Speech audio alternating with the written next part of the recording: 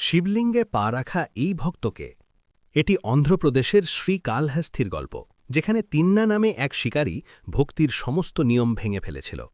তিন্না ছিল সরল এবং শাস্ত্র সম্পর্কে তার কোনো জ্ঞান ছিল না, কিন্তু একদিন যখন সে বনে একটি শিবলিঙ্গ দেখতে পেল, তখন সে বিশ্বাস করল যে এটি তার দেবতা এবং এটি একা এবং ক্ষুধার্ত। তিন্না তাৎক্ষণিকভাবে শিবকে তার দেবতা হিসেবে মেনে নিল। সে সারা দিন বনে শিকার করত এবং শিকার থেকে ফিরে রাতের অন্ধকারে শিবলিঙ্গের কাছে আসত। তিন্নার ভক্তি ছিল অনন্য। সে স্বর্ণমুখী নদী থেকে জল এনে শিবলিঙ্গকে স্নান করাত এবং খাবারের জন্য যতটা ভালো মাংস পাওয়া যেত তা উৎসর্গ করত। মন্দিরের পুরোহিত খুব ভোরে আসতেন এবং শিবলিঙ্গের উপর পড়ে থাকা মাংসের টুকরো এবং অবশিষ্টাংশ দেখতে পেতেন। পুরোহিত কান্নাপ্পার অপবিত্র পূজায় গভীরভাবে দুঃখিত হতেন এবং বারবার মন্দির পরিষ্কার করতেন। তার দুঃখে সে ভগবানের কাছে অনুরোধ করেছিল যে কে এই জঘন্য কাজ করছে তা খুঁজে বের করুক। তারপর এক রাতে ভগবান শিব